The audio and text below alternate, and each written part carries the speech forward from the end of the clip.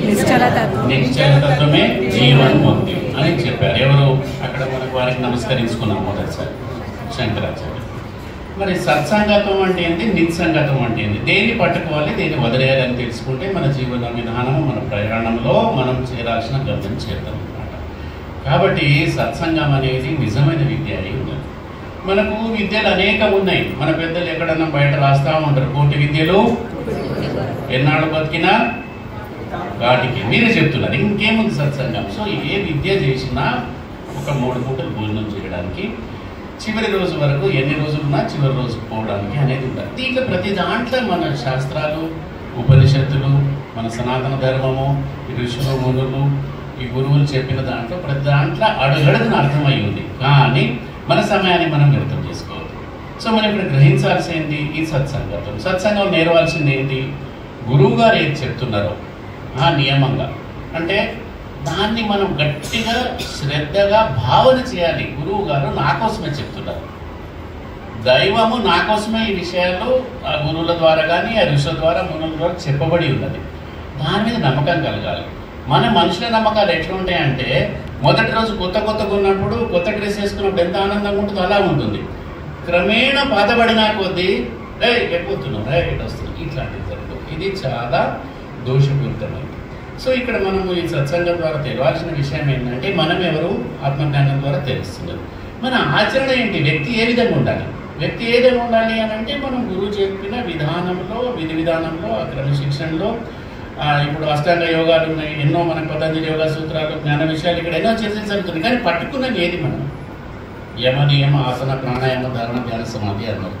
మరి ఎన్ని నియమాలు మనం పాటిస్తున్నాం.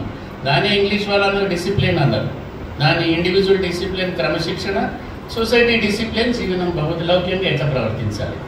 మరి బయట ఇప్పుడు ఆ క్రమశిక్షణ లేకపోతే మనకు అడుగడుగున అనర్థాలు, మళ్ళీ మనకు శిక్షలు అనుభవించాల్సి వస్తుంది.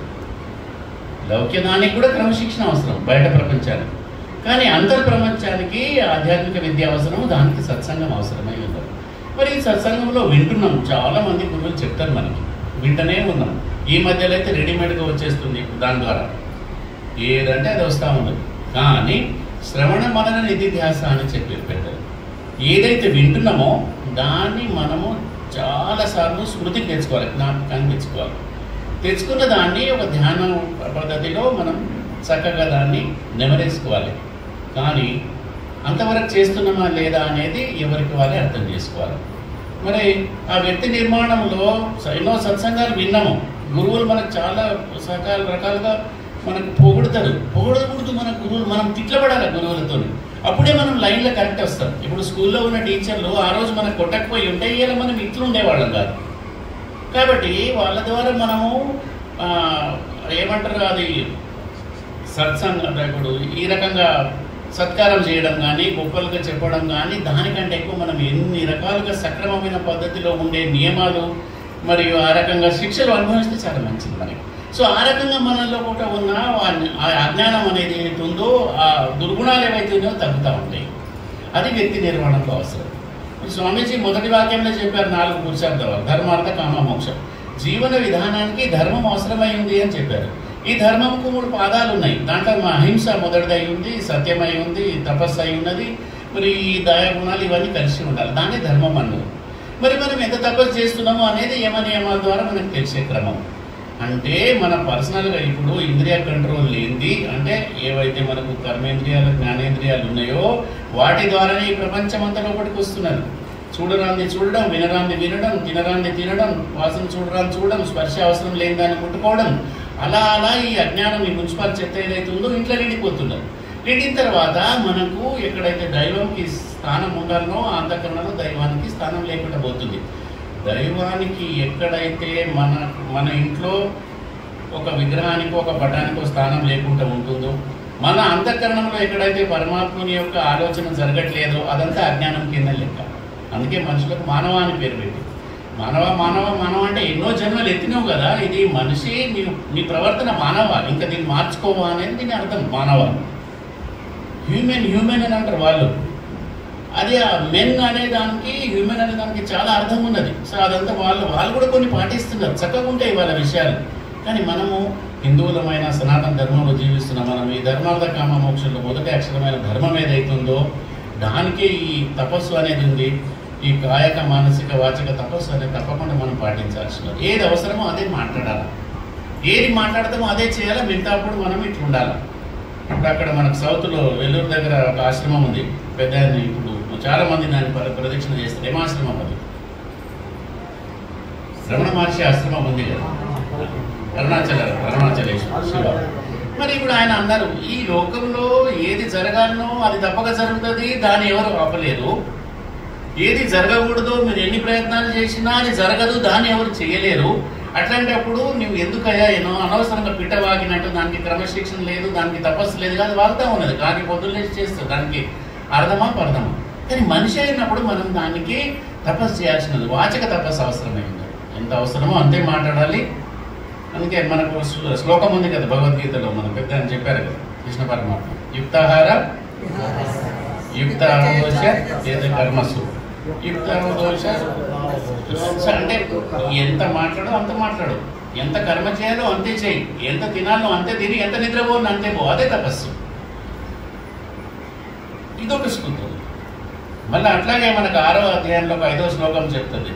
స్వాములు చెప్తున్నారు, సత్సంగం నడుస్తుంది, పుస్తక విధానంలో సత్సంగం నడుస్తుంది, మొబైల్ ద్వారా నడుస్తుంది, గురువులు చెప్తున్నారు, పెద్దలు చెప్తున్నారు, భక్తులు కూడా తల్లి రూపంలో, తండ్రి రూపంలో, స్నేహితుడి రూపంలోనో ఒక పక్కన ప్రయాణం చేస్తుంటే, ఒక బిజినెస్ మ్యాన్ కావచ్చు, ఒక పక్కన ఉన్న ప్రయాణికుడు కావచ్చు చెప్తున్నారు. కానీ మారాల్సింది ఎవరు?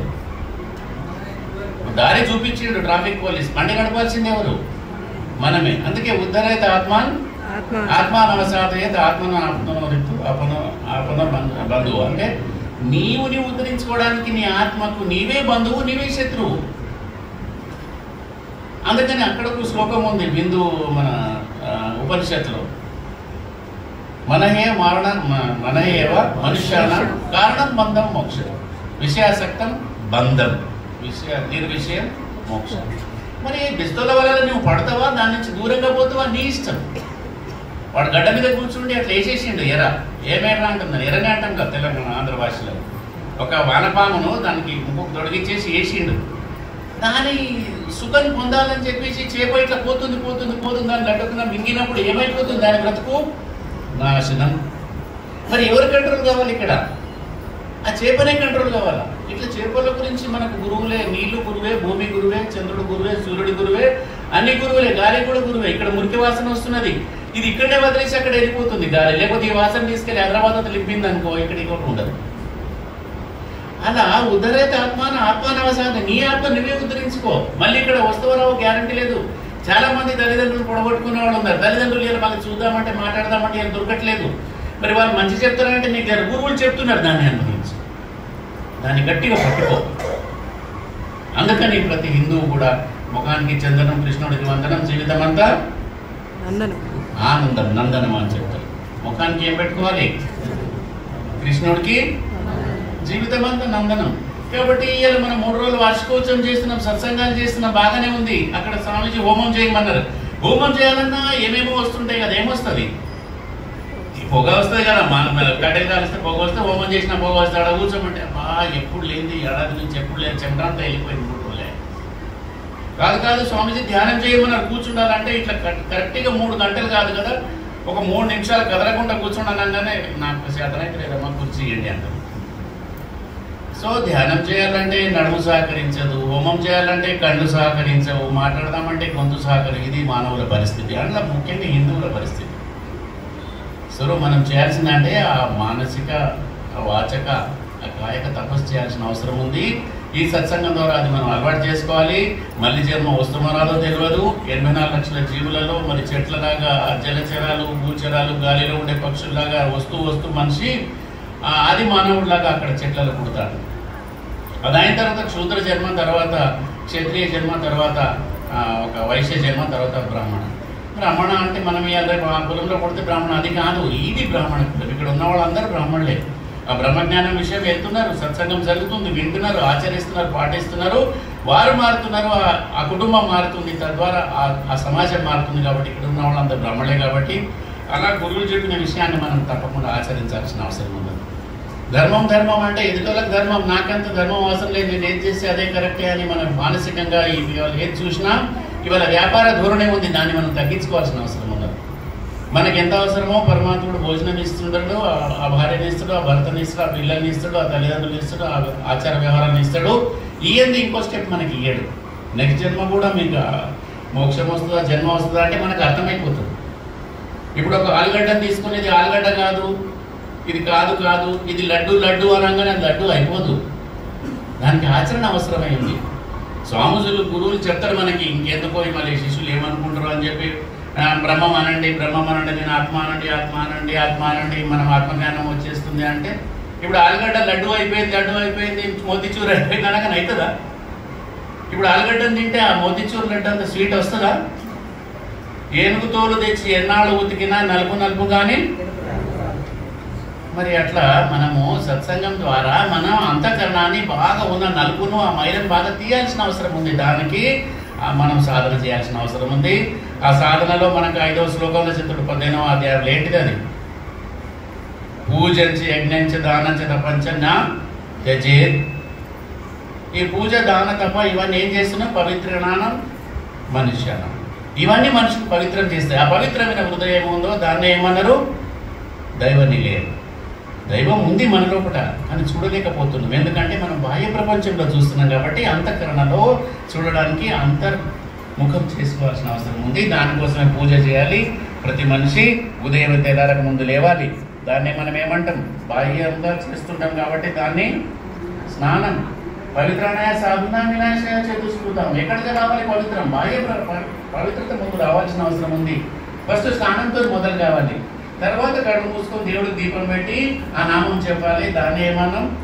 గానం. భగవంతుడు నామాన్ని గానం చేయమన్నారు. మనం ప్రతిసారి కూడా ఎప్పుడైనా ఒకసారి భజనలతో మొదలు పెడతాం కార్యక్రమాన్ని, శ్లోకంతో మొదలు పెడతాం. అది ఏమైంది?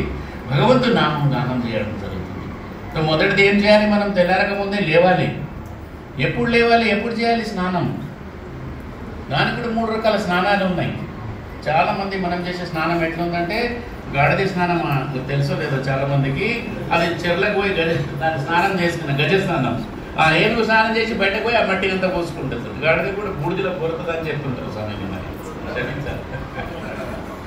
అంటే స్నానం అవుతుంది, బయటకు పోయినాక మళ్ళీ ఆ మలినం వస్తుంది. మనము బ్రహ్మ స్నానం చేయాల్సిన అవసరం ఉంది. తెల్లారక ముందు ఏదైతే 45 నిమిషాలు ఉంటుందో అది బ్రహ్మముహూర్తం అయ్యింది. ఆ టైంలో చేస్తే బ్రహ్మ స్నానం, తర్వాత 7 గంటల వరకు చేస్తే మానవ స్నానం, తర్వాత చేస్తే ఆ రక్తం తాగేటప్పుడు స్నానం. ఏంటిది అది? మీరే చెప్తున్నారు కాబట్టి అది మనం తప్పకుండా ఆచరించాల్సిన అవసరం ఉంది. లేకపోతే ఏనుగుతోలు ఎన్నాళ్ళు ఉతికినా ఇలా అంతే. రెండవ విషయం, భగవంతుడు గానం చేయాల్సిన అవసరం ఉంది. ఏది లేకున్నా పరమాత్మ మనకి గురుజీ, మనకు దైవం అంటే ఎవరో కాదు, గురువే దైవము. ఆ గురువునే దైవం దాకా మనం అనుకోవట్లేదు అంటే ఇంకా మన లోపల ఏముందో, అజ్ఞానం ఎంతుందో జ్ఞానం ఎంతుందో మనం తెలుసుకోవాలి. భగవంతుడు గురువు రూపంలో వచ్చి ఆధ్యాత్మిక విద్యను, ఆ తత్వజ్ఞానాన్ని అట్లా మనకి ఇస్తున్నారు. కానీ మన లోపల ఏముంది? అమ్మ ఇదంతా వేస్ట్ అవుతున్నది, నా హాస్పిటల్లో ఇలా బ్రహ్మాండంగా 4 కేసులు చేస్తే 1 లక్ష రూపాయలు వస్తుంది, ఏమో ఇక్కడ పని అయిపోయారు, నా బిజినెస్లో నేను 4 తక్కట్లు కొట్టేస్తే మంచిగా ఎంతో సంపాదిస్తుంటే ఇట్లా అయిపోయారు, ఈ పువ్వులు అమ్మినా పళ్ళు అమ్మినా ఏది అమ్మినా నాకు ఇంత ఆర్థికం అంటే ఆ డబ్బు శుద్ధి జరగాల్సిన అవసరం ఉంది. శుద్ధి ఎప్పుడు జరుగుతుందంటే వ్యక్తి నిర్మాణం, కుటుంబ నిర్మాణం అయినాక ఈ ఆశ్రమాల నిర్మాణము, ఈ గురువులను వీళ్ళని పోషించకపోతే దాంట్లో శుద్ధి లేదు. శరీర స్నానానికి స్నానం ఎంత అవసరం ఉందో మీ డబ్బు శుద్ధి కావాలంటే దానికి ఈ గురువులను పోషించాల్సిన అవసరం ఉంది, మహాత్ములను పోషించాల్సిన అవసరం ఉంది.